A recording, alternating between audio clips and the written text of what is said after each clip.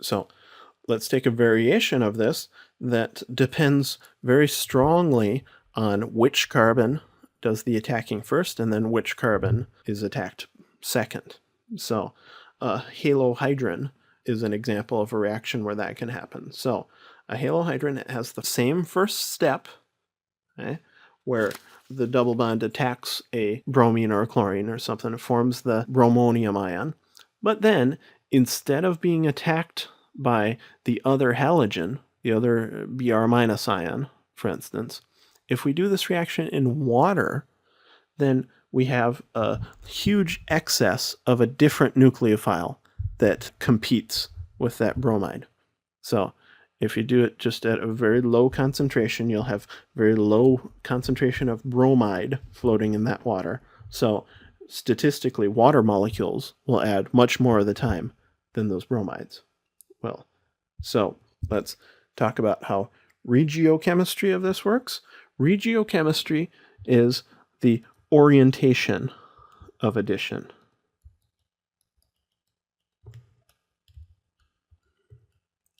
If you have an unsymmetrical double bond, regiochemistry is what describes which atom is attached to which carbon in the double bond. So this does follow Markovnikov's rule, although it's a little less clear to see in the actual product. So the halogen goes to the less substituted carbon, because halogen's the electrophile. That will leave a more stable carbocation. The OH goes to the more substituted carbon. Water is a nucleophile.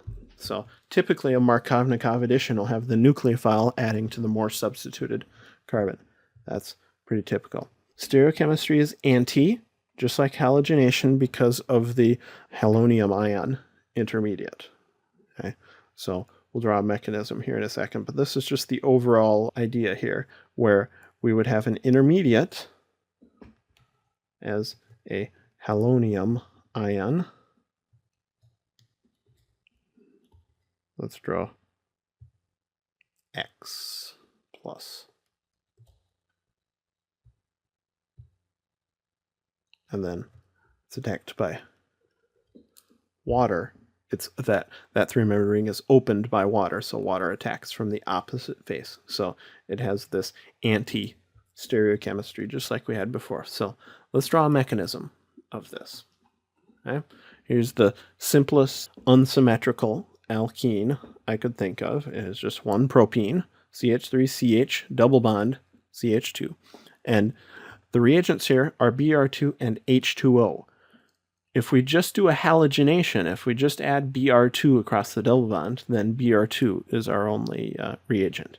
Maybe there'll be some solvent or something also listed, but if H2O is listed there as well, H2O is a strong enough nucleophile to open up one of those three-membered rings. So let's start this the same way we've started before. Let's have the double bond attack bromine. Okay. When it's the case of having a halogen like this, we form the bromonium ion. When we just added HBr before, when we were attacking H the first time, H was small enough that it just goes on one of these carbons. But when I attack bromine, it latches on to both the carbons, really. So I'm going to draw it this way, CH3, CH, CH2. Okay, I would have had the double bond in there originally, but now I have the bromonium ion.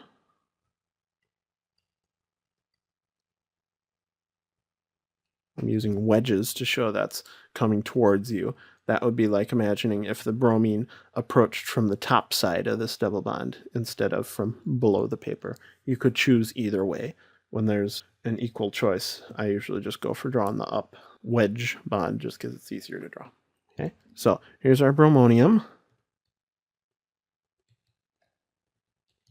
All right, now there is still Br minus there, but there is also water, and there's much more water present, so the water will win out.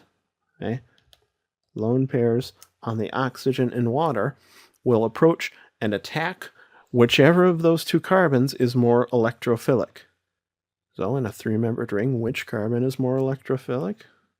The more substituted carbon.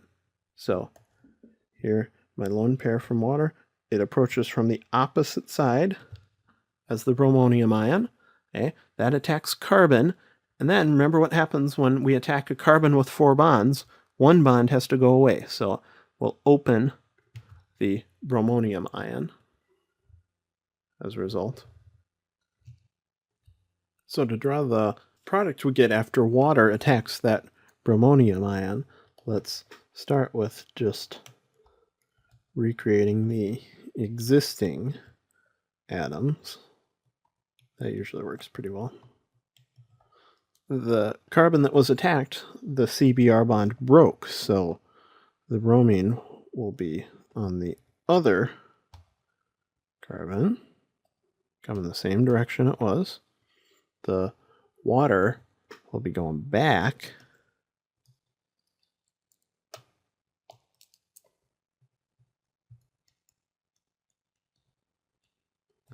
Now plus charge, because it's now O with 3 bonds. Okay, so the general format of our addition, if we had added bromide to that and opened that ring that way, we'd be done. But now I have an OH2 attached with a plus charge, so another water molecule can attack and take off that now very acidic hydrogen off of there. So then what we're left with is our product. So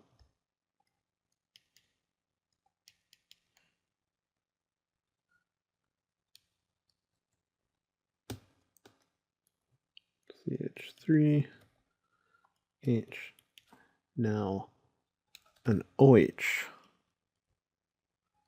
going back. So notice it is still anti-stereochemistry. It is Markovnikov in the sense that the OH, the nucleophile, added to the more substituted carbon. Right? So that's that mechanism. You need to be familiar with both the regiochemistry, right? That's this, figuring out which one added to which, as well as the stereochemistry. Okay? That came from the fact that the water had to attack from the opposite face of where the bromonium ion was, since the bromonium blocks approach from its own direction.